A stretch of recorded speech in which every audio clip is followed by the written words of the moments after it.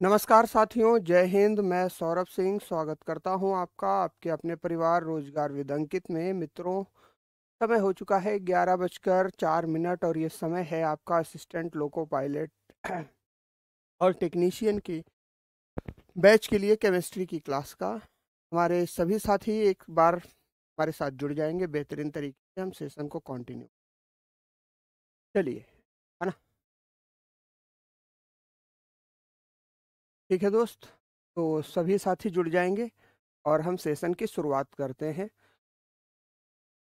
ठीक, जैसा कि आज आप लोगों को मालूम है, टॉपिक हमारा क्या है, इलेक्ट्रिक सेल और डॉबर्नियर ट्रायड और न्यूलैंड ऑक्टेव रूल।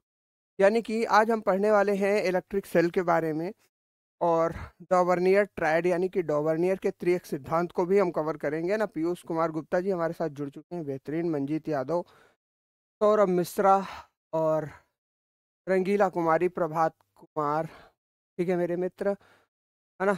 रचित तिवारी, रिंकू पवार, अमरजीत कौर, प्रीति, रवि कुमार, सभी साथी जुड़ चुके हैं हमारे साथ। चलिए हम सेशन की शुरुआत करते हैं मेरे मित्र। जैसा कि आप सभी जानते हो कि कल हम लोगों ने जो पढ़ा था, कल हम लोगों ने पढ़ा था इलेक्ट्रोलाइटिक सेल के बारे में। उसमें एक कन्फ्यूजन बहुत तगड़ा क्रिएट हुआ था कि कैथोड और एनोड क्या क्या है। ठीक, कैथोड पॉजिटिव है या अशोक कुमार मौर्य, बेहतरीन, राम राम। ठीक है, कैथोड और एनोड को लेकर एक कन्फ्यूजन क्रिएट हुआ था कल की क्लास में, है ना भाई। तो कल की क्लास में कैथोड और एनोड को लेकर एक कन्फ्यूजन क्रिएट हुआ था। हालांकि इसका स्पष्टीकरण मैंने टेलीग्राम पर दिया, है ना मेरे मित्र। तो कन्फ्यूजन था किसके लिए, तो इसको हम थोड़ा सा चर्चा में रखेंगे। Confusion between cathode and anode, cathode and anode. देखो, एक चीज याद रखो मेरे मित्र, मैंने कई रिसोर्सेज से देखा कल, आपको टेलीग्राम पर प्रूफ भी मिला होगा कि कैथोड पॉजिटिव है, एनोड निगेटिव है ना मेरे भाई। तो अब ऐसा क्या हुआ, लेकिन ये बात भी परम सत्य है कि कहीं ना कहीं कई किताबों में आपको कैथोड जो दिया गया है वो निगेटिव दिया गया है, एनोड पॉजिटिव दिया गया है। इसके केस होते हैं, जरा ध्यान से समझ लो। देखो, अगर हम बात करें तो केस 1 क्या कहता है, ध्यान से समझ लेना, यहाँ पे कोई मिस्टेक ना हो जिससे, है ना। इसीलिए हमने आज इस टॉपिक को रखा है। केस 1 के बारे में अगर हम मेरे मित्र बात करेंगे तो जब भी विद्युत अपघटनी सेल के बारे में बात होगी, तो जब भी विद्युत अपघटनी सेल के बारे में बात होगी, ठीक है मेरे भाई, अपघटनी सेल के बारे में बात होगी, यानी कि इलेक्ट्रोलाइटिक सेल के बारे में बात होगी, इलेक्ट्रोलाइटिक सेल के बारे में बात होगी, तो कैथोड कई किताबों में, देखो मैं पुनः कह रहा हूं मेरे मित्र, कई किताबों में इसे पॉजिटिव बताया गया है, कई किताबों में निगेटिव बताया गया है। तो यहाँ पर लेकिन हम निगेटिव मान के चलेंगे। कल मैंने आपको पॉजिटिव क्लिक कराया था, तो वो भी कई बुक्स में आपको देखने को मिलता है, ठीक है। अच्छा, अगर हम देखें तो एनोड के बारे में क्या बात होगी, एनोड, एनोड, एनोड पॉजिटिव होगा। लेकिन अब देखो, अगर ये सेल परिवर्तित हो जाता है, केस 2 लगाएंगे यहाँ पर, दोनों केस आप क्लियर रखिएगा। केस 2, अगर हम गैल्वेनिक सेल के बारे में बात करें, इसके बारे में, गैल्वेनिक सेल के बारे में बात करें, तो मेरे मित्र यहाँ पर कैथोड पॉजिटिव हो जाएगा, यहाँ पर कैथोड पॉजिटिव हो जाएगा। ये सारी किताबों में दिया गया है, 100% दिया गया है, ठीक है मेरे भाई। यहाँ पर कैथोड पॉजिटिव हो जाएगा और यहाँ पर एनोड जो हो जाएगा मेरे मित्र, ये क्या हो जाएगा, निगेटिव हो जाएगा। कोई समस्या यहाँ तक किसी, ठीक। तो इस कॉन्सेप्ट को हम ज़्यादा बेहतर मानेंगे। आप लोग करेक्ट कर लीजिएगा इसको, कैथोड को निगेटिव रखते हैं इलेक्ट्रोड में, कहाँ पर, इलेक्ट्रोलाइटिक सेल में। और अगर हम गैल्वेनिक सेल के बारे में बात करेंगे तो टर्मिनल बदल जाएंगे, टर्मिनल बदल जाएंगे। सचिन कुशवाहा जी कह रहे हो आप मेरे कमेंट्स का जवाब नहीं दे रहे हैं, ठीक है मेरे भाई। और प्रदीप चौहान, आप मेरा नाम नहीं लेते हो, ले लिया ना नाम यार, कोई दिक्कत यहाँ तक। लेकिन मैं पुनः कह रहा हूँ, देखिए लेकिन मैं पुनः कह रहा हूं, कई किताबों में आपको रिसोर्सेस, कई किताबों में या रिसोर्सेस पर कैथोड पॉजिटिव बताया गया था, है ना। कैथोड पॉजिटिव बताया गया। कोई दिक्कत यहाँ तक? बताया गया, कोई दिक्कत भाई? अब अगर हमें ध्यान रखना है तो हम अधिकांश के साथ चलेंगे, ठीक है। तो सर जो कल था उसमें बदलाव कर लो, बिल्कुल बदलाव कर लो। इलेक्ट्रोलाइटिक सेल के लिए कल में चेंज कर लेना। इलेक्ट्रोलाइटिक सेल के लिए कैथोड निगेटिव हो जाएगा और एनोड पॉजिटिव हो जाएगा। देखो, हालांकि हमारे पास कितना था वो मैंने बताया आपको, कई किताबों में भी कैथोड और पॉजिटिव, कैथोड को पॉजिटिव लिया गया, ठीक है। लेकिन अधिकांश जब मैंने किताबें देखी, यहाँ तक कि एनसीईआरटी में भी कैथोड को पॉजिटिव लिया गया, लेकिन अधिकांश जब किताबें देखी, ज़्यादा रिसोर्सेज से मैंने क्लिक किया, तो वहाँ पर इलेक्ट्रोलाइटिक सेल में निगेटिव कैथोड दिखाया गया। लेकिन ये याद रखना, गैल्वेनिक सेल में ये परिवर्तित हो जाएगा, गैल्वेनिक सेल में ये कैथोड पॉजिटिव हो जाएगा और मेरे भाई एनोड निगेटिव हो जाएगा। यहाँ तक किसी को कोई समस्या? ठीक, चलिए, क्लियर हो गई बात। अच्छा, अब हम आगे बात करेंगे सेकेंडरी सेल के, थोड़े से कॉन्सेप्ट को समझेंगे और उसके आगे कॉन्सेप्ट को बात करेंगे। देखो, अगर हम बात करें तो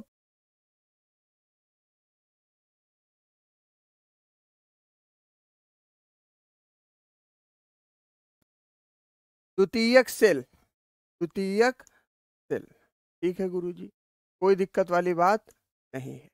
अब जरा ध्यान से समझिएगा, अगर हम द्वितीयक सेल के बारे में बात करें तो मेरे भाई ये दो प्रकार के होते हैं। एक तो सीसा संचायक बैटरी होती है, सीसा संचायक बैटरी होती है, संचायक बैटरी होती है, ठीक है गुरुजी। दूसरा क्या होता है? दूसरा होता है निकल cadmium battery, nickel cadmium battery. कोई दिक्कत नहीं सर,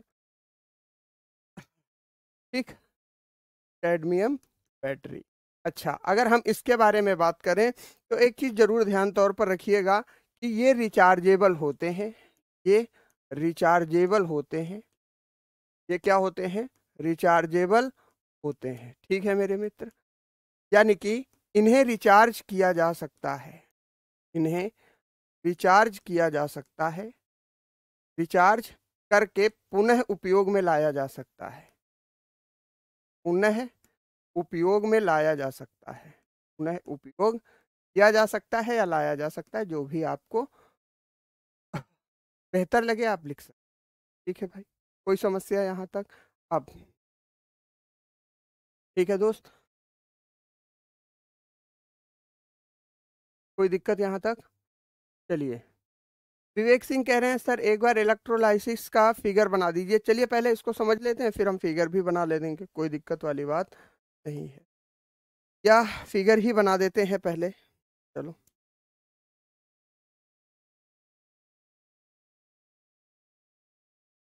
देखो, इसका अगर हमें फिगर देखना है तो चलो हम फिगर देख लेते हैं इलेक्ट्रोलाइटिक सेल का, इलेक्ट्रोलाइटिक सेल, ठीक है भैया। देखो, बहुत ध्यान से देखना इसमें, अगर हम बात करें, इसमें इलेक्ट्रोलाइट भर दिया है, ठीक है गुरुजी। अच्छा, अगर इसमें क्या भर दिया गया है? इलेक्ट्रोलाइट भर दिया गया है, और ये इलेक्ट्रोलाइट, इलेक्ट्रोलाइट, इलेक्ट्रोलाइट यानी कि विद्युत अपघट्य, विद्युत अपघट्य, ये किसका है? ये हमारा है भाई CuSO4, ठीक है मेरे भाई, कोई दिक्कत यहाँ तक? चलिए, अगर हम बात करें तो इसमें दो इलेक्ट्रोड डुबो दिए गए हैं, तो अब क्या करना है? एक इलेक्ट्रोड पर मेरे मित्र क्या होगा? एक इलेक्ट्रोड पर होगा पॉजिटिव चार्ज और एक इलेक्ट्रोड पर होगा निगेटिव चार्ज, ठीक है गुरुजी, कोई दिक्कत वाली बात नहीं।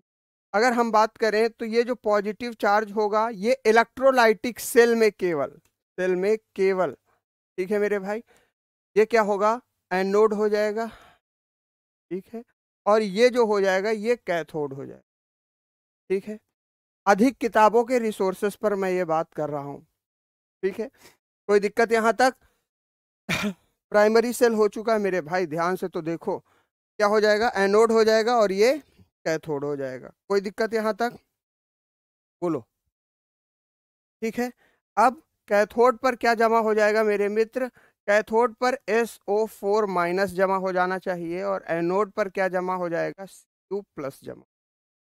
ठीक, ये हो जाएगा हमारा विद्युत विद्युत अपघटनी सेल। अगर हम इनके बारे में बात करें तो ये क्या हो जाएंगे? इलेक्ट्रोड हो जाएंगे, इलेक्ट्रोड हो जाएंगे। लेकिन इसमें क्या होगी, एक बैटरी भी कनेक्टेड होगी, एक बैटरी भी कनेक्टेड होगी जिसमें करंट प्रवाहित की जा रही होगी, धारा प्रवाहित की जा रही होगी। बाकी सारा कॉन्सेप्ट एज इट इज है। जब धारा प्रवाहित की जा रही होगी तो कॉपर सल्फेट के आयन Cu और SO4 माइनस अलग अलग ब्रेक होंगे। तो Cu जो आ जाएगा वो पॉजिटिव यानी एनोड में आ जाएगा और SO4 जो आ जाएगा ये निगेटिव में आ जाएगा। ठीक है, कोई दिक्कत यहाँ तक? ठीक, क्लियर है ना? ये इलेक्ट्रोलाइटिक सेल के बारे में बात हो रही है, यहाँ तक क्लियर हो गया? अच्छा, उपयोग अगर हम देख लें तो उपयोग मैंने कल आपको बता दिए थे, पुनः फिर से लिख देता हूँ। उपयोग इसमें हो जाएगा धातुओं को शुद्ध करने में, धातुओं को शुद्ध करने में, शुद्ध करने में, यानी कि for purification of metal, for purification of metal, metal. ठीक है मेरे मित्र। दूसरा, इलेक्ट्रोप्लेटिंग करने में, यानी कि विद्युत की छपाई करने में। देखो, विद्युत छपाई में भी इसका प्रयोग होता है। इलेक्ट्रोप्लेटिंग, इलेक्ट्रोप्लेटिंग में भी इसका उपयोग होता है। इलेक्ट्रोप्लेटिंग यानी कि विद्युत लेपन में, विद्युत लेपन में। ठीक है भैया, कोई समस्या? यहाँ तक कॉन्सेप्ट क्लियर हो गया? चलिए, अब हम बात करेंगे थोड़ा सा, आप इसको इलेक्ट्रोलाइटिक सेल मान के कवर करो। अब हम बात करेंगे मेरे भाई सेकेंडरी सेल, सीसा संचायक सेल के लिए और निकल कैडमियम बैटरी के लिए। तो ध्यान से देखेंगे भाई, अगर हम सीसा संचायक सेल के बारे में बात करें, जिसको इंग्लिश में लेड स्टोरेज बैटरी भी कहा जाता है, लेड स्टोरेज बैटरी भी कहा जाता। ठीक है गुरुजी। अच्छा, लेड स्टोरेज बैटरी का कॉन्सेप्ट क्या है? अगर हम देखें तो लेड स्टोरेज बैटरी जो होगी मेरे मित्र, इसमें एनोड जो होगा, इसमें जो एनोड होगा, एनोड लीड का बना होगा, लेड का बना होगा। ठीक है गुरुजी, बना होगा। दूसरा, अगर हम बात करें तो इसमें जो कैथोड होगा, कैथोड लेड डाई ऑक्साइड का बना होगा। कैथोड किसका बना होगा? कैथोड होगा लेड डाई ऑक्साइड का बना होगा। ठीक है मेरे मित्र, कोई समस्या यहाँ तक? क्लियर हो गई बात? अच्छा, अच्छा, इसमें एक मित्र पूछ रहे हैं कि सर ये तो स्टडी में नहीं, इसका डिटेल एक्सप्लेनेशन नहीं हुआ था, मैंने केवल टाइप बता दिए थे। एक मित्र पूछ रहे हैं कि सर लेड डाई ऑक्साइड का फॉर्मूला क्या होगा? लेड डाई ऑक्साइड है, देखो लेड ऑक्साइड का फॉर्मूला क्या होता है? PbO होता है। ठीक है मेरे भाई, तो डाई ऑक्साइड में PbO2 हो जाएगा। क्लियर है मेरे मित्र? ठीक, कोई दिक्कत यहाँ तक? बोलो। ठीक, चलिए, अगर हम देखें तो कैथोड के बाद अगर हम यहाँ पर देखें मेरे भाई, तो इसमें 35% 35% H2SO4 होता है। ठीक है मेरे भाई, कोई दिक्कत?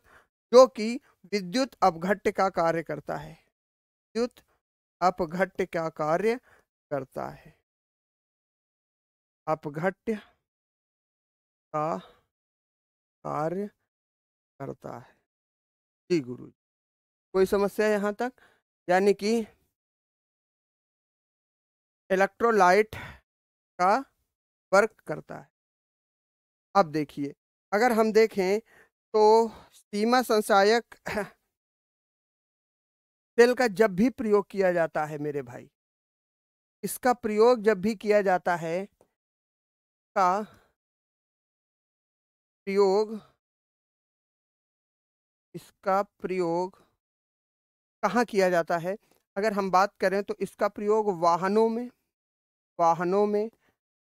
वाहनों एवं इन्वर्टर में किया जाता है। इन्वर्टर में किया जाता है। इन्वर्टर में किया जाता है। देखो, गाड़ियों में जो बैटरी आपने देखी है किया जाता है, या जो बैटरी इन्वर्टर आपने देखा होगा, इन्वर्टर के साथ जो बैटरी लगी होती है वो किसकी होती है? सीसा संचायक सेल की होती है। कोई समस्या वाली बात यहाँ तक नहीं है। ठीक है, सारे कॉन्सेप्ट क्लियर। एनोड किसका बना होगा? लेड का बना होगा। कैथोड लेड ऑक्साइड PbO2 का बना होगा। सल्फ्यूरिक अम्ल कितना होगा जो कि इलेक्ट्रोलाइट की तरह काम करेगा मेरे भाई? ये होगा H2SO4 35%। इसका प्रयोग कहाँ किया जाएगा? वाहनों और इन्वर्टरों में किया जाएगा। ठीक है, अगर हम बात करें अब निकल कैडमियम बैटरी के बारे में, निकेल कैडमियम बैटरी के बारे में, निकेल कैडमियम बैटरी के बारे में, जी गुरु, निकेल कैडमियम बैटरी, यानी कि, तो अगर इसको देखें ध्यान से हम, तो इसका कॉन्सेप्ट क्या कहता है मेरे भाई? इसमें निकल हाइड्रो ऑक्साइड का कैथोड होता है, यानी कि इसका जो कैथोड बने होगा, कैथोड जो बना होगा निकेल हाइड्रो ऑक्साइड का होगा। निकेल हाइड्रो ऑक्साइड का होगा। हाइड्रो ऑक्साइड का होगा। ठीक है मेरे मित्र। ठीक। अच्छा, अगर हम एनोड के बारे में बात करें, एनोड किसका होगा दोस्त? एनोड, ठीक, एनोड होगा कैडमियम का, कैडमियम का। ठीक है, कैडमियम का एनोड होगा। ठीक है गुरु जी, आगे बढ़ते हैं।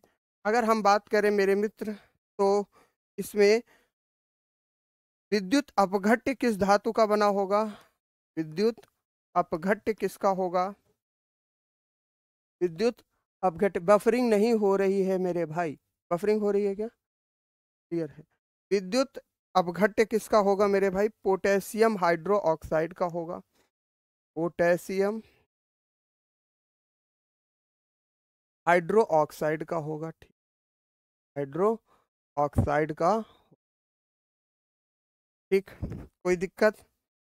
ठीक, देखो, कैथोड बना होगा निकेल हाइड्रो ऑक्साइड का।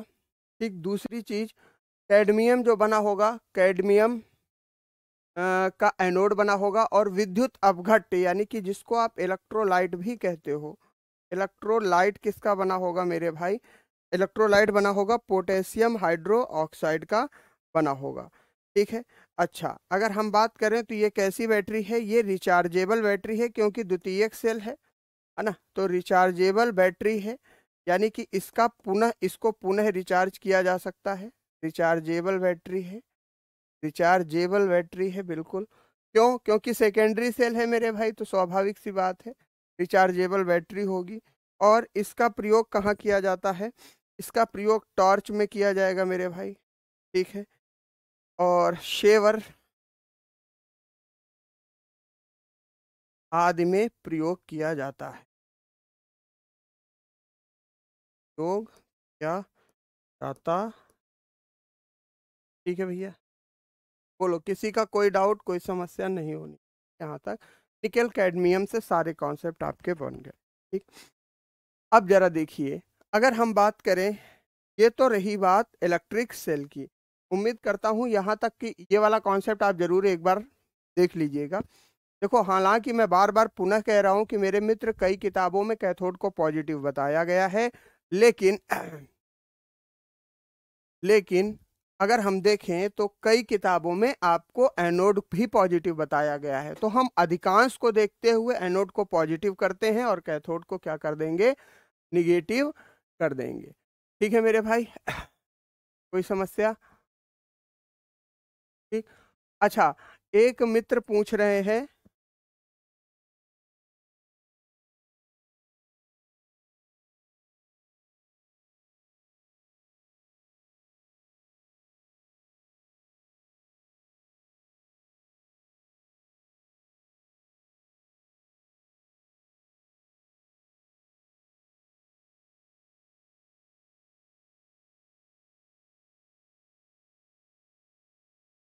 ठीक है मेरे मित्र, कोई दिक्कत यहाँ तक? आवाज आ रही है, क्लियर है? एक मित्र क्या पूछ रहे हैं, कमेंट दिखा दो। ठीक है, एक मित्र पूछ रहे हैं निकेल हाइड्रो ऑक्साइड का फॉर्मूला। तो निकल हाइड्रो ऑक्साइड का फॉर्मूला आ गया, निकेल हाइड्रो ऑक्साइड। देखो, अगर हम बात करें तो कहाँ गया निकेल हाइड्रो ऑक्साइड, ये है। ठीक है, NiOH का होल। ठीक है मेरे भाई, NiOH का whole twice nickel hydroxide का ये सूत्र है। अब क्या कंफ्यूजन है मेरे भाई, बोलो, क्लियर हो गई बात? यहाँ तक कॉन्सेप्ट क्लियर। अब आ जाते हैं हम अपने नए टॉपिक पर, डॉबर्नियर स्ट्राइड और न्यूलैंड ऑक्टेव रूल पर। इसको भी हमें कंप्लीट करना है। ठीक है मेरे भाई, डॉबर्नियर स्ट्राइड, अब इसको बहुत प्यार से समझना, ये छूट गया था आपका पीरियोडिक टेबल में। ठीक है, good. Dobereiner's triad and Newland octave rule, Newland octave octave. देखो, बहुत सीधी सी बात है, बहुत प्यारा सा कॉन्सेप्ट है। अगर हम देखें तो डॉबर्नियर स्ट्राइड यानी कि डॉबर्नियर का त्रियक सिद्धांत क्या कहता है, डॉबर्नियर का त्रियक सिद्धांत, त्रियक सिद्धांत क्या कहता है? ठीक है मेरे मित्र, अगर हम बात करें तो डॉबर्नियर का त्रियक सिद्धांत कुछ नहीं कहता है, सीधी बात ये कहता है कि डॉबर्नियर ने तीन तीन के ग्रुप बनाए, तीन तीन एलिमेंट को साथ में रखा। ठीक है मेरे भाई, कोई दिक्कत यहाँ तक? तीन तीन एलिमेंट, आवाज आ रही है ना मेरे भाई, सब कुछ आ रहा है, क्लियर है? ठीक है, चलिए, अगर हम बात करें तो डॉबर्नियर का त्रियक सिद्धांत क्या कहता है मेरे भाई, इन्होंने तीन एलिमेंट को एक साथ रखा, इन्होंने तीन तत्वों को तत्वों को एक साथ रखा। ठीक है गुरुजी, एक साथ रखा। अच्छा, जिसमें ये बताया, इन्होंने क्या बताया, जिसमें ये बताया गया, ध्यान से सुनिएगा, इसमें ये बताया गया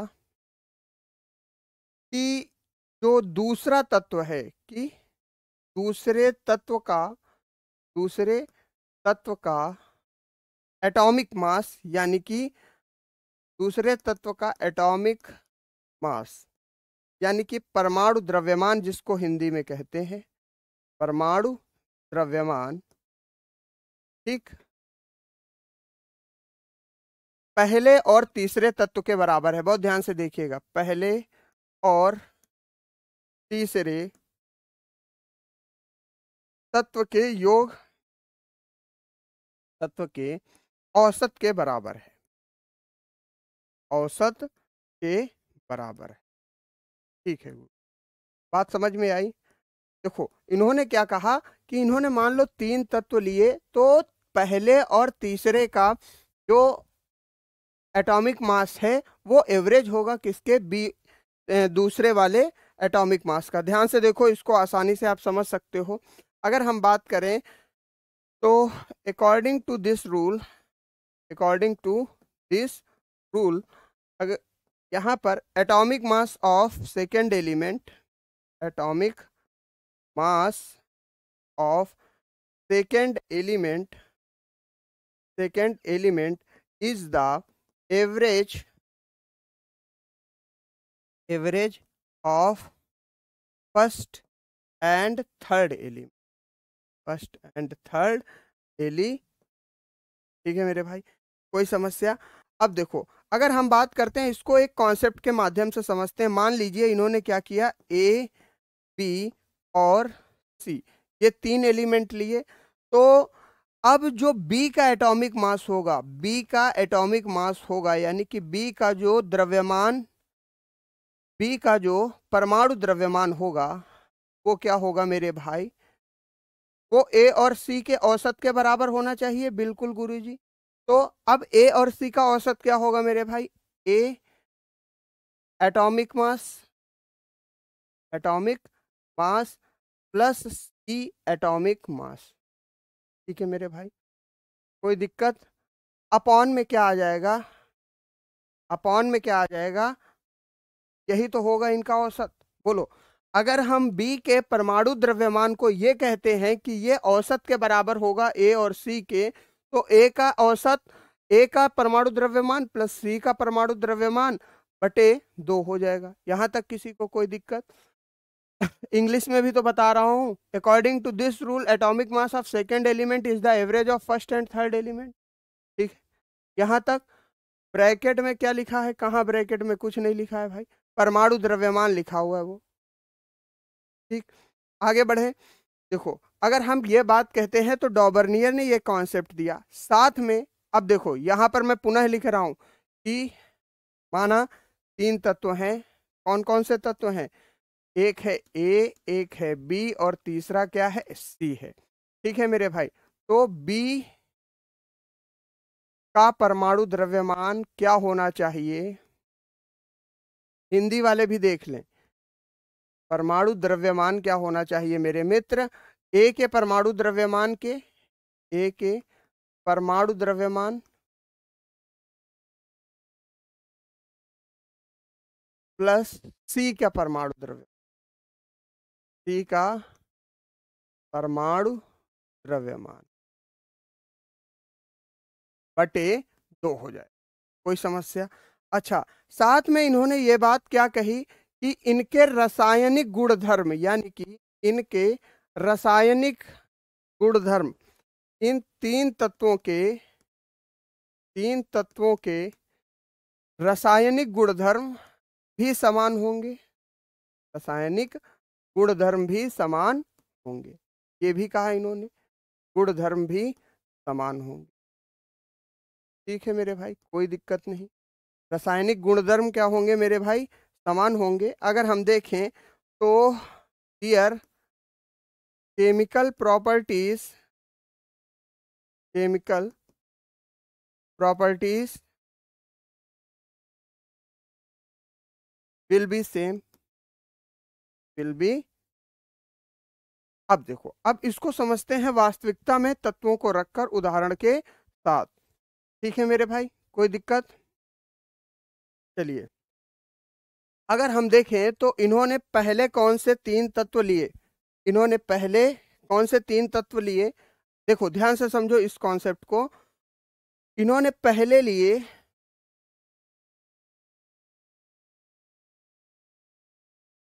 कैल्शियम, स्ट्रोंटियम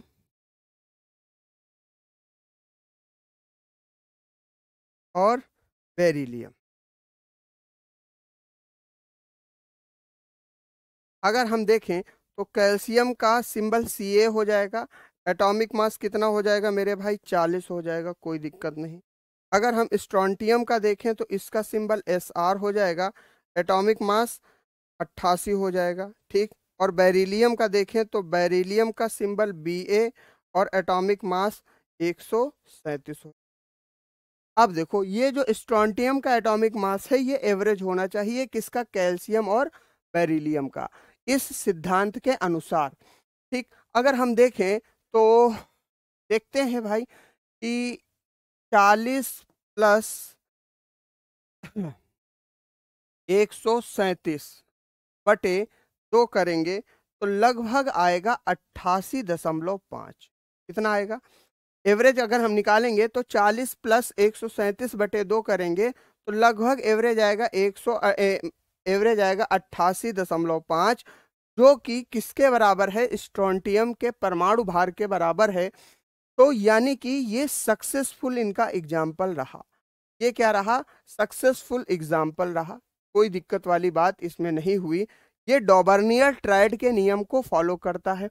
अच्छा, एक चीज यहाँ गौर करना, जैसा कि इन्होंने कैल्शियम, स्ट्रोंटियम और बेरिलियम का एग्जाम्पल लिया, तो अगर हम देखें तो ये सभी क्या हैं, मेटल्स हैं। बिल्कुल है गुरुजी, ये सभी क्या हैं, मेटल्स हैं, धातुएं हैं, सभी क्या है, धातु हैं, मेटल्स हैं।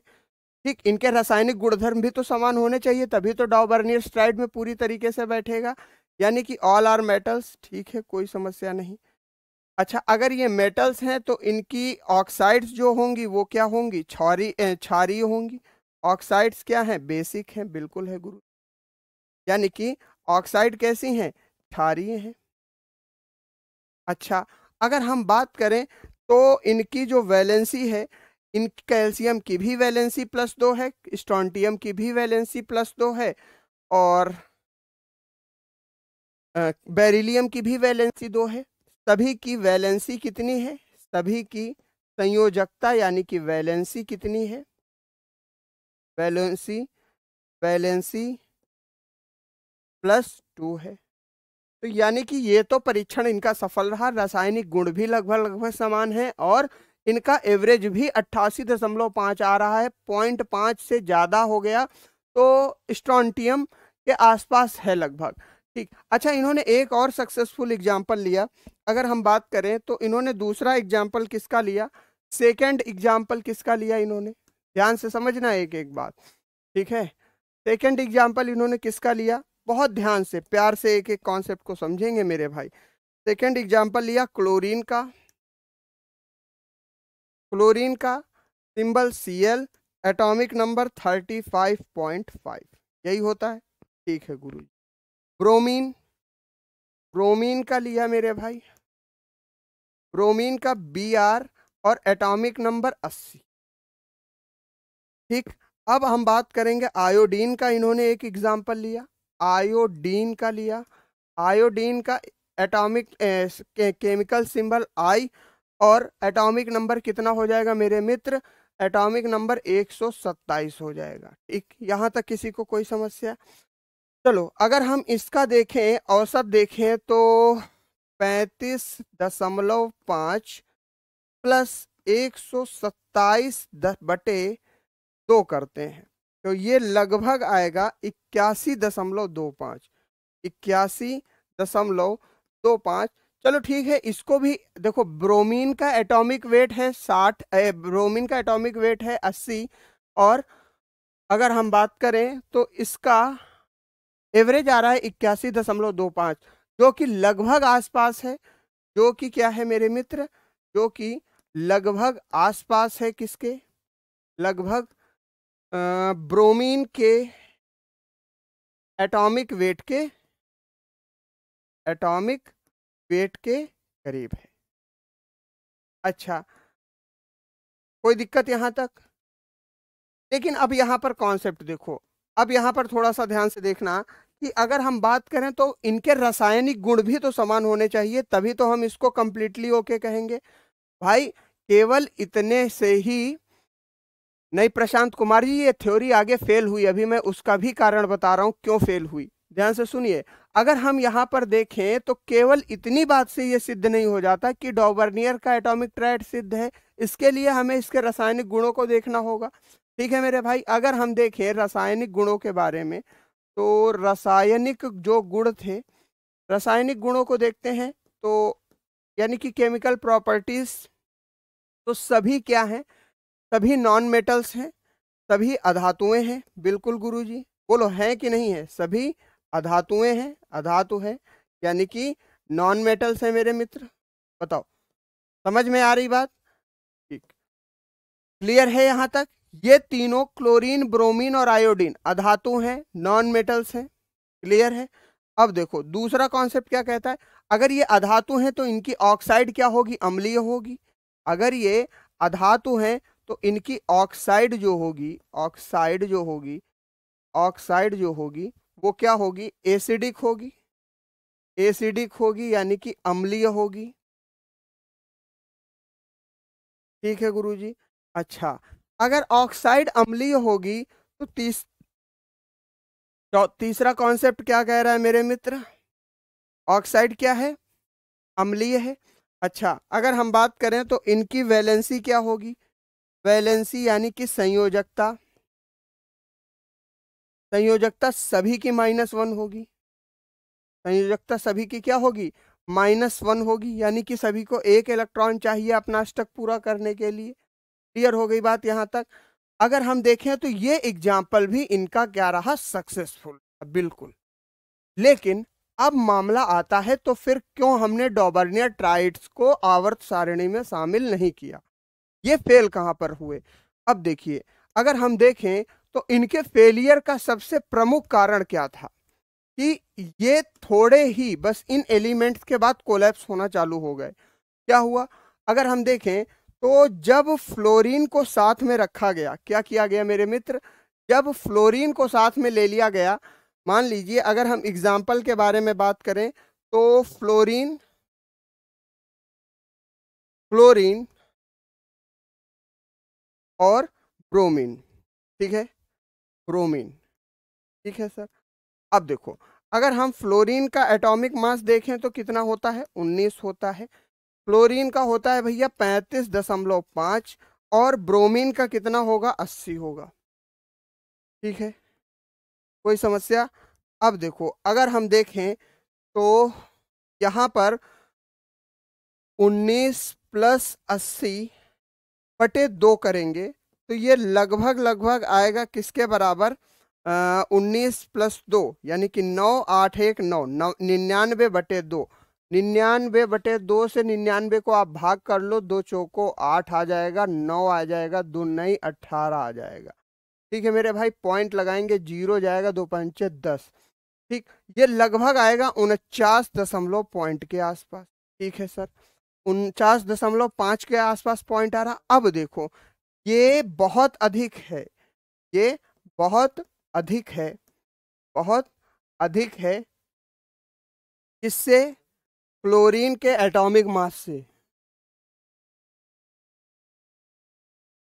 क्लोरीन के एटॉमिक मास से।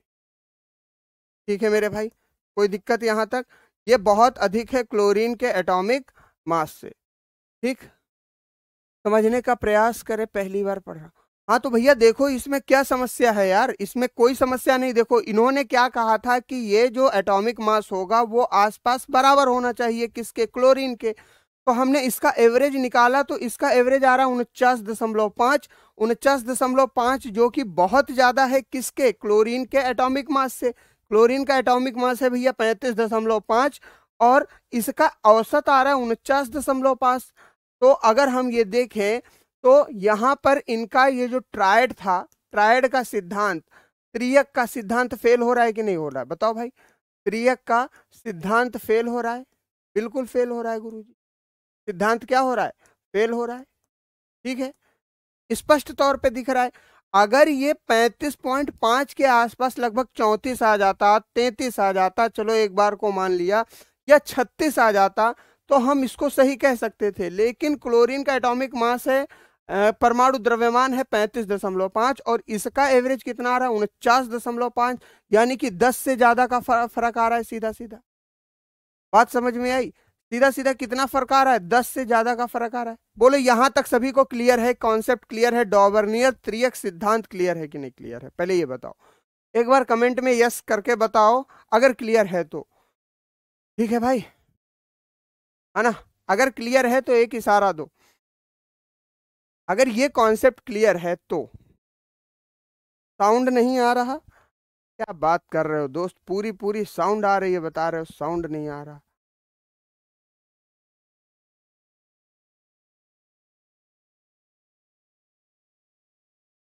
हाँ विनय यादव जी, फर्जी झूठ मत बोला करो, केवल आपको ही इशू आता है यार, है ना, थोड़ा सा ध्यान से समझो। साउंड नहीं आ रहा है, सारे बच्चों को क्लियर आ रहा है। बोलिए, ये कॉन्सेप्ट क्लियर है मेरे मित्रों, यहां तक कॉन्सेप्ट क्लियर है, ये तो समझ में आ गया। लेकिन विद्युत सेल कहाँ गया, यस यस यस, क्लियर हो गया। विद्युत सेल में कुछ करना ही नहीं है मेरे भाई। देखो, अगर हम बात कर रहे हैं विद्युत सेल के बारे में तो बस आपको कैथोड निगेटिव रख लो और एनोड पॉजिटिव रख लो, किसमें, विद्युत अपघटनी सेल में केवल। और अगर हम बात करें उसमें गैल्वेनिक सेल में तो उसमें कैथोड पॉजिटिव रखना, बस, और कुछ नहीं करना है यार। इसका तो क्वेश्चन भी पेपर में नहीं आएगा, मैंने आपको समझाने से समझा दिया मैंने केवल, है ना। विद्युत सेल का, इलेक्ट्रोलाइटिक सेल का क्वेश्चन भी आपको पेपर में नहीं देखने को मिलेगा। लेकिन फिर भी आपकी जानकारी के लिए क्लियर हो जाए वो ज्यादा बेहतर रहता है। ये क्लियर हो गया? ठीक। विनय यादव, आप जानबूझ के उल्टे सीधे कमेंट कर रहे हो यार, कहाँ बफरिंग हो रही है मेरे भाई? सब कुछ तो ठीक है। आवाज और बफरिंग किसी को कोई समस्या नहीं? क्लियर है। ठीक, चलिए अब हम न्यूलैंड ऑक्टेव रूल को समझ लेते हैं मेरे मित्र, और उसके बाद एएलपी का प्रैक्टिस सेट रोज शाम को 6:30 बजे, रोज शाम को 6:30 बजे चलता है। कहाँ पर? रोजगार विद अंकित यूट्यूब चैनल पर। सब कुछ ठीक चल रहा है राहुल जी? चलिए बेहतरीन। ठीक है। देखो, कुछ टॉपिक में कंफ्यूजन होना बहुत बड़ी बात है। देखो यार, एक चीज इस चीज को समझ लो कि अब मैंने आपको डाटा दिया, जैसे कैथोड और एनोड का ही एग्जांपल ले लेते हैं। तो कैथोड और एनोड में कई किताबों में कैथोड को पॉजिटिव बताया गया है, कई किताबों में एनोड को पॉजिटिव बताया गया है। तो हमने क्या किया, कैथोड वाले को ज्यादा उपयुक्त माना, उसको हमने लिया। लेकिन ये बात भी आपकी परम सत्य है कि कई किताबों में एनोड को पॉजिटिव बताया गया है विद्युत अपघटनी सेल में। तो इस टाइप के कंफ्यूजिंग कॉन्सेप्ट आपको देखने के मिलेंगे उसमें, साइंस में। ठीक है मेरे भाई? ठीक, कोई दिक्कत यहां तक? क्लियर हो गई बात? चलिए अब हम आगे बढ़ते हैं। चलिए अब हम हेडिंग लगाएंगे न्यूलैंड ऑक्टेव रूल के बारे में। Newland octave rule. ऑक्टेव क्या था? न्यूलैंड ऑक्टेव रूल मेरे मित्र ध्यान से समझो। देखो, इन्होंने क्या किया, ये बहुत बड़े म्यूजिक लवर थे। ये क्या थे भैया? म्यूजिक लवर थे। म्यूजिक लवर थे, ठीक है सर। यानी कि संगीत से विशेष प्रेम था इनको, संगीत प्रेमी थे। ठीक है गुरु। तो अगर हम देखें तो संगीत में भैया कितने सुर हो जाते हैं दोस्त? संगीत में होते हैं 7 सुर। कितने सुर हो जाएंगे संगीत में? संगीत में मेरे मित्र हो जाएंगे 7 सुर। कौन कौन सा? देखो, एक तो हो जाएगा सा, दूसरा हो जाएगा रे, फिर गा, मा, पा, हा। ठीक है मेरे भाई, कोई दिक्कत? अब देखो, इन्होंने इसी सिद्धांत पर, बहुत ध्यान से सुनना, अब खाली की संगीत को नहीं सुनते रहना, कॉन्सेप्ट को भी यहां से समझना। देखो, अब इन्होंने क्या किया मेरे मित्र, इसी आधार पर सारे तत्वों का अरेंजमेंट किया। इसी आधार पर इन्होंने क्या किया, सारे तत्वों को स्थापित किया, और ये बात कह दी कि ये जो तत्व हैं इनके रसायन गुण लगभग एक समान होंगे। पहले तत्व के, इनमें से जो 8वां तत्व होगा उसके रसायन गुण क्या होंगे? पहले तत्व के समान होंगे। चलिए अगर हम देखें इसको, तो इन्होंने किसको रखा? पहले तो हाइड्रोजन को रखा। ठीक है गुरुजी, हाइड्रोजन यानी कि H। ठीक, फिर इन्होंने किसको रखा? लिथियम को रखा, लिथियम को रखा, Li को रखा, फिर बेरिलियम को रख दिया इन्होंने, बेरिलियम को रख दिया। ठीक है, Be को रखा। देखो, अच्छा एक चीज और समझ लो, इनके समय में किसकी खोज नहीं हुई थी? इनके समय में अक्रिय गैसों की खोज नहीं हुई थी। ध्यान से सुनिएगा, अक्रिय गैसों की खोज नहीं हुई, गैसों की खोज नहीं हुई। ठीक है मेरे भाई, नहीं हुई, यानी कि noble gases was not discovered, noble gases war not discovered. Clear हो गई बात? तो आपको इस सारणी में नोबल गैसेस नहीं देखने को मिलेंगी, अक्रिय गैसें नहीं देखने को मिलेंगी। ठीक है मेरे भाई? अगर हम बात करें तो इन्होंने हाइड्रोजन को रखा, लिथियम को रखा, बेरिलियम को रखा, फिर बोरॉन को रखा, बोरॉन को रखा। ठीक है गुरुजी, और बोरॉन के बाद कार्बन को रख दिया इन्होंने, कार्बन, यानी कि ऑप्शन नंबर सी। ठीक, और अगर हम बात करें तो कार्बन के बाद फिर क्या रखा? नाइट्रोजन रखा इन्होंने, नाइट्रोजन। ठीक, जिसका परमाणु चिन्ह N होता है, और ऑक्सीजन, ऑक्सीजन रख दिया। ठीक है, कोई दिक्कत वाली बात नहीं। अब देखो, फिर इसके बाद इन्होंने क्या किया? ऑक्सीजन के बाद हमारे पास कौन सा तत्व आया? फ्लोरीन आया। बिल्कुल गुरु, फ्लोरीन रखा, फ्लोरीन को रखा, F।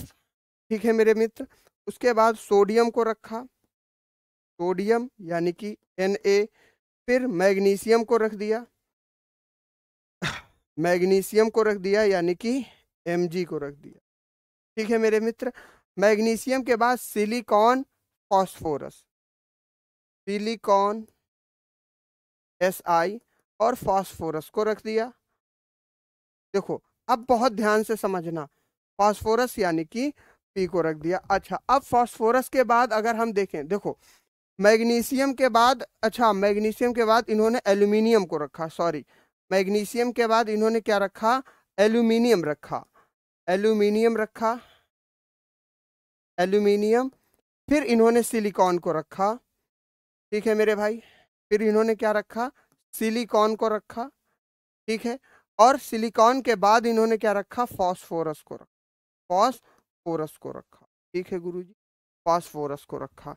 और फास्फोरस के बाद जो तत्व आता है, फास्फोरस के बाद आता है तत्व सल्फर। ठीक, अब देखिएगा कॉन्सेप्ट यहां पर क्या लागू हो रहा है। अब अगर इन्होंने फिर क्लोरीन को भी रख लिया, क्लोरीन यानी कि Cl, और फिर ब्रोमीन, ब्रोमीन यानी कि Br, और फिर रखा इन्होंने कैल्शियम को, कैल्शियम को यानी कि। अब देखो इनका कॉन्सेप्ट कहने का क्या था, ये सारे तत्व इन्होंने किसके आधार पर रखे, इन्होंने म्यूजिक टोन्स के आधार पर रखे, यानी गुण पाए जाएंगे आठवें तत्व में। देखो अगर हम यहाँ पर आठवां तत्व देखें तो 1 2 3 4 5 6 7 8, फ्लोरीन क्या है बताओ, फ्लोरीन क्या है, फ्लोरीन ये 7 हो गए ऊपर के, फ्लोरीन क्या है, आठवां तत्व है, एट्थ एलिमेंट, बिल्कुल गुरु जी। अच्छा, तो इसके जो रासायनिक गुण होंगे वो किसके समान होंगे, वो पहले तत्व हाइड्रोजन के समान होंगे, फर्स्ट एलिमेंट के समान होंगे। ठीक है मेरे भाई, फर्स्ट एलिमेंट के समान होंगे, किसके, आठवें तत्व के रासायनिक गुण, एलिमेंट एट्थ एलिमेंट के रासायनिक गुण किसके समान होंगे, आठवें तत्व के पहले एलिमेंट के समान होंगे।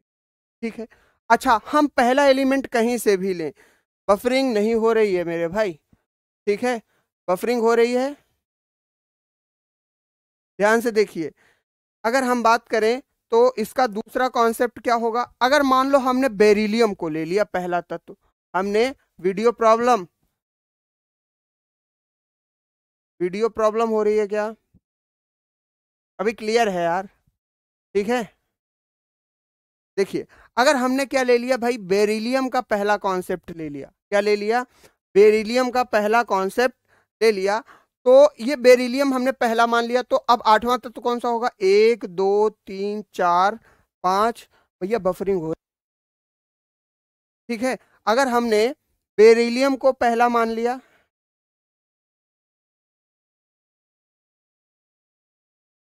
देखिए अगर ये बेरिलियम पहला कॉन्सेप्ट हो गया, तो अब यहां से देखो आठवां तत्व कौन सा हो जाएगा, 1 2 3 4, देखो बेरिलियम पहला, दूसरा, तीसरा, चौथा, पांचवा, छठा, सातवां, आठवां, ये इसका आठवां तत्व हो जाएगा, बिल्कुल। तो मैग्नीशियम की जो प्रॉपर्टीज होंगी, मैग्नीशियम की जो प्रॉपर्टीज होंगी वो किसके समान होंगी, बेरिलियम के। यानी कि ये कुल मिलाकर कहना क्या चाहता है, जो आठवां तत्व होगा वो पहले से, पहले वाले तत्व के बराबर केमिकल प्रॉपर्टीज रखा है।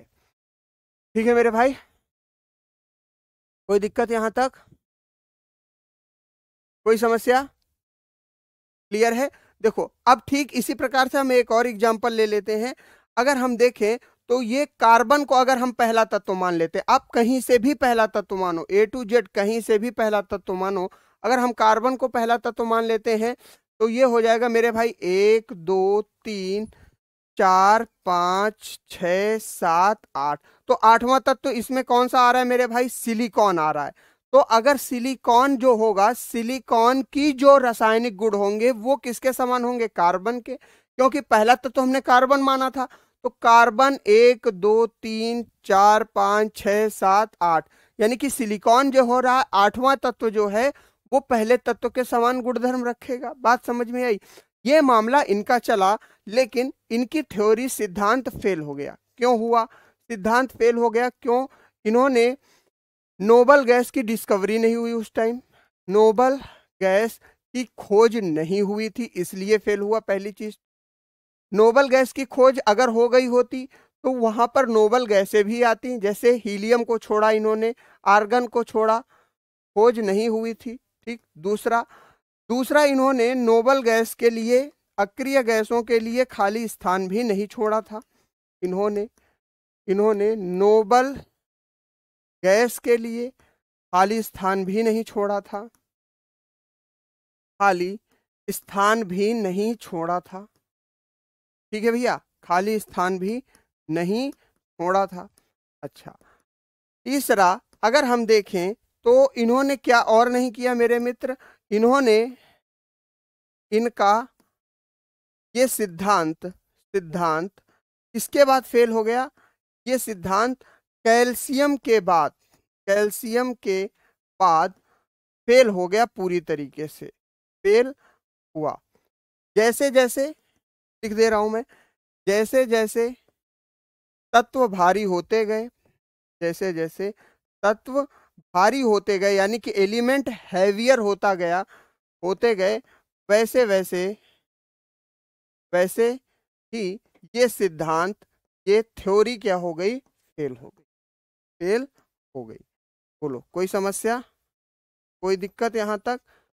बताओ भाई, क्लियर हो गई बात? फेल होने का कारण क्या था? फेल होने का कारण यह था नोबल गैस की खोज भी नहीं हुई थी। दूसरी चीज, इन्होंने नोबल गैस के लिए खाली जगह भी नहीं छोड़ी थी अपनी पीरियोडिक विद टेबल पर। तीसरी चीज, अगर इनका ये सिद्धांत कैल्शियम के बाद फेल हुआ, क्यों? जैसे जैसे तत्व भारी होते गए, कैल्शियम के बाद जैसे जैसे एटॉमिक मास बढ़ता गया, वैसे वैसे ये फेल होते गए। ठीक है मेरे भाई। अच्छा, और बताइए किसी का क्या क्वेश्चन है, कोई डाउट? यहां तक क्लियर हो गई बात? अब देखो एक बार इसको ध्यान रखो, 8th एलिमेंट के रासायनिक गुण किसके बराबर होंगे मेरे भाई?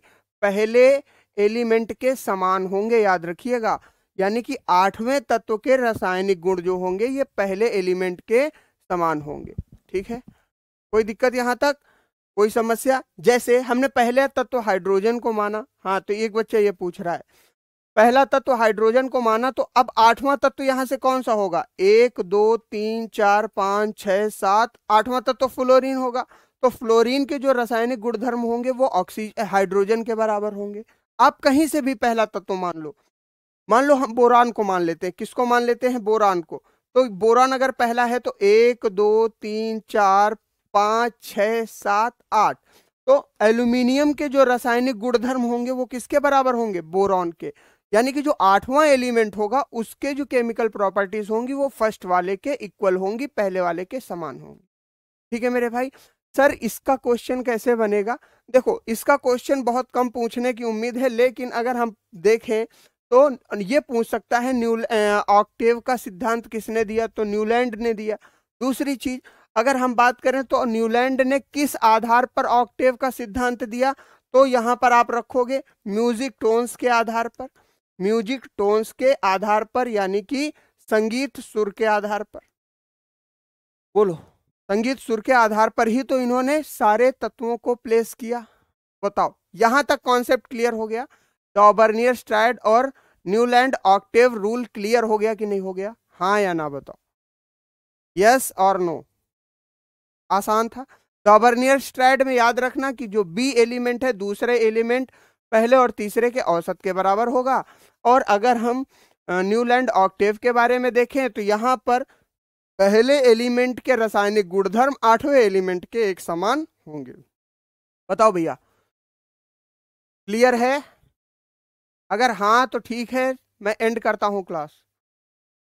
देखो, अक्रिय गैसों को जोड़ा ही नहीं मेरे भाई। आप कह रहे हो कि सर इसमें हीलियम को शामिल क्यों नहीं किया? तो यहां पर मैंने साफ साफ लिख दिया है कि अक्रिय गैसों की खोज नहीं हुई थी। देखो ये लिखा हुआ है ना मेरे भाई, इनके समय में अक्रिय गैसों की खोज नहीं हुई थी। जब अक्रिय गैसों की खोज ही नहीं हुई थी तो यहां पर हीलियम कैसे आ जाएगा? हीलियम, आर्गन, नियान, जिनान कुछ भी नहीं आएगा, क्योंकि अक्रिय गैसों की खोज भी नहीं हुई थी और यही इनकी फेलियर का कारण बना। बात समझ में आई? क्लियर हो गई बात? ठीक ठीक। अच्छा, और एक चीज ध्यान रखिए, कैल्शियम ये इनका लास्ट एलिमेंट था। कैल्शियम के बाद इन्होंने पूरी तरीके से कोलैप्स हो गए।